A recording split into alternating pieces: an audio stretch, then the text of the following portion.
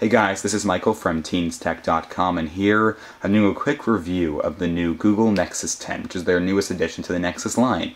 Pricing-wise, it starts at $399 for 16 gigabytes and $499 for 32 gigabytes, which is the same as the iPad, but $100 cheaper, which is really nice. So, unlike the Nexus 7, which is only 7 inches, this thing, from its name, is Nexus 10, which is 10.1 inches, which is about the same as every other Android device out there since the Motorola Zoom and even the Transformer Prime and all these, the X-Sight tablet, all the tablets have 10.1 inches displays. So you guys can see here, I'll kind of show you around the device itself. You can see we have quite a large bezel. I think it's a little bit larger than the iPad due to the speakers on the side, which I'll show you in a bit.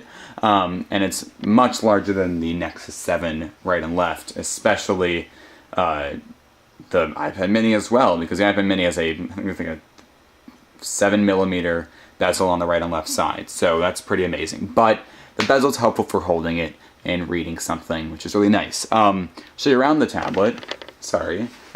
We have a 3.5mm headphone jack on the left side, as well as a micro USB. On the bottom, we have a magnetic connector, I think, that actually charge the device. And there's also some I think, magnets within these two sides that enable for some docking possibly in the future. And on this side, let's focus in there, we have a micro HDMI port, so you can connect this to the TV, even though the new Android 4.2 enables Mirrorcast, which is like AirPlay sort of, so you guys can connect through that also. There's a front-facing camera right. Let's see if I can give it close so you guys can see it's on the top, unlike the Nexus 7, which is on the sort of top, but on the left side in a way. And lastly, we have a big old Nexus on the back right there, and a Samsung, which is much smaller, which I'm really happy about, but it's nicely engraved in the back. It's really nice. As you guys can see, there's a lot of smudging going on right now. This is made of a plastic rubber. It's plastic that feels like a mat. Like, it feels rubbery. So if it's really grippy, I can hold this like that, which is not usual. So I really like it. It feels like a very well-made device. There's also this rubber on top, which is the same rubber as on the Nexus 7 with the little dots. Feels like a McLaren F1 driver glove, whatever it is, supposedly, says Matias Duarte. Camera right there, and a speaker, a microphone right there, and a LED flash. And that is the device. So you guys can see it's kind of a tapered edge. This is quite small down here. It gets larger and larger and larger, but you don't really feel it when you're holding it. It just feels very thin and light, and it feels well built. Right here, you guys can see, even though it's upside down, there's a little bit of pushing its flexibility right at the S. Yeah, you guys can actually see that. It's really nice. And that's a bummer. I think that some people have had it on the U, the S, the X, and sometimes even the N. But overall, you don't really feel it when you hold the device. It's only when you want to push pressure right there. Also, this thing comes off. I haven't tried. I'm really too afraid. But supposedly, you can rip this piece off to connect the bookcase cover, which comes with the device. And not comes with the device. You can buy it separately. Let's also show you the speaker grill on the left and right side. That's same as the Galaxy Note 2 tablet. Sorry, the Galaxy Note 10.1. You guys can see also on that side we have the speaker grill. Supposedly the speaker's only on the top though, which is kind of a bummer, but it kind of makes it kind of an overall unique experience, making it feel like it's right at you, which is really cool. The power buttons top left, as well as volume rocker on the top as well, going left to right. So when you turn it left, it turns left and right, which is kind of nicer than doing left, and seeing go up and down and things like that. So it goes along with what you see on the screen, and the power buttons on the top left is really nice. You can hold it like this and still press it, much like the Zoom, which is on the back right here. But it forces you to hold it in landscape, which is what it's meant to do. Quickly, I gotta show you kind of 4.2 and overall the device itself. I believe there's an Exynos processor on the inside, with 16 gigs of storage right now, and it's super fast, has a great graphics and such. As you guys can see, we have widgets on the on the lock screen, So I have my email right there, my calendar, you can see what I'm doing next week. I can unlock it through any way, up, down, left, and right, unlike before. If I want to enter Google now, I go from the bottom up. There's a little dot right there. So I unlock it right now. Home screen looks pretty much the same as in 4.1, except for now they've made the, no, it's not a home screen, but they made the notification bar is now on the left right here rather than down bottom right. And also they made the system buttons in the middle, always in the middle, much like in the Nexus 7. It's pretty much the same thing as you go. There you go. You guys can see right there. So on the left, the notifications, as you guys can see, it pulls all the way down like a weird pull down. I don't understand. It like strings back like a rubber band. I found that really annoying. And you guys can clear notifications like that. Now it doesn't say the year on the top left as it used to. Let me zoom in so you guys can see a little bit better. Let's see if you guys can focus. That would be important. We also have the quick settings mode, which I believe you can bring down on the right, to be pulled on the right rather than the left. And on the right we have quick settings. You can do auto rotate. Let's bring it up closer. We have auto rotate, Bluetooth, battery level setting, press battery, brings you to settings, so it's kind of quick changes. Even brightness actually goes around the middle, which is really, really nice. Yeah, so that's that.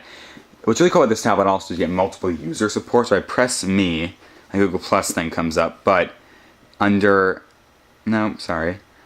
settings, I can go to users and add users to be unlocked into. So there's two ways to change users. One is you would click the person and it would change to someone else you want, or in the lock screen you can actually select on the bottom who you want the user to be currently, which is like in Windows XP and Windows 7 and even maybe in Windows 2001. I don't really know. But yes, that's what's new there.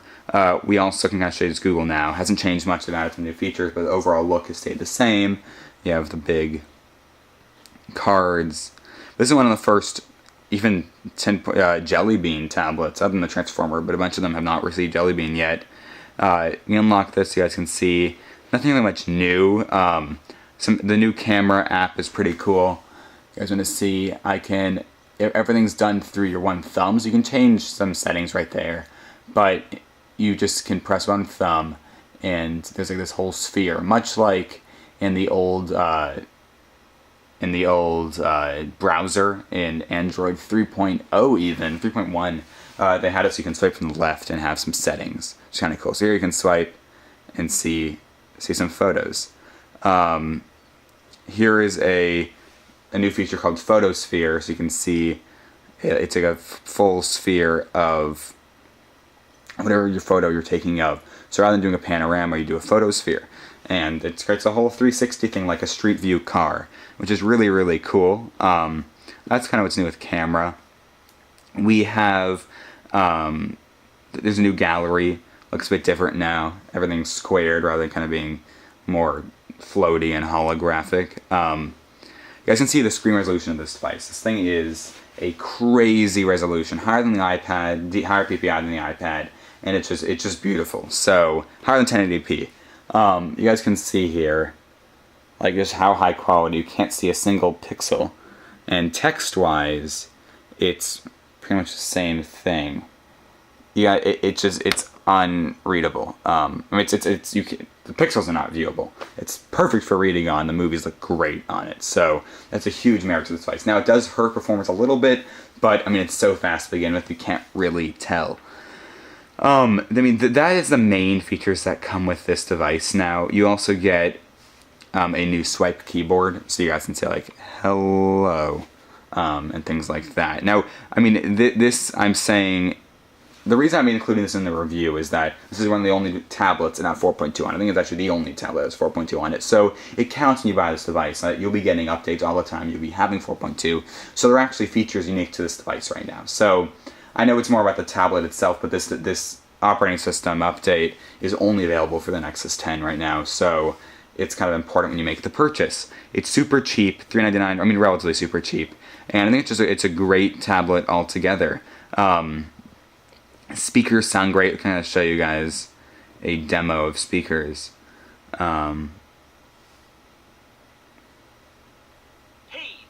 I never heard of this, but let's see. You guys can hear. I mean, it sounds kind of good. I mean, it pushes it on you. Whether how bad the sound is, another story, but it's loud, and it sounds pretty great. But yeah, so this is the Nexus 10. You guys should buy it, I think. I mean, in the next, I'd say 3 months, it'll go down in price. That's kind of what Google does. They're trying to get these things as cheap as possible. But if you guys don't like this device, you got the Nexus 7. It's way cheaper. It's half the price, but it's a little bit slower. Kind of a worse screen. It's thicker. It's a little bit worse made, but it's way cheaper. But the Nexus 10 is a great device. I think it's better than the iPad, better than any other Android tablet out right now. It feels great. It's not very expensive. It'll get updates for the next 3 years whenever the new Android operating system comes out.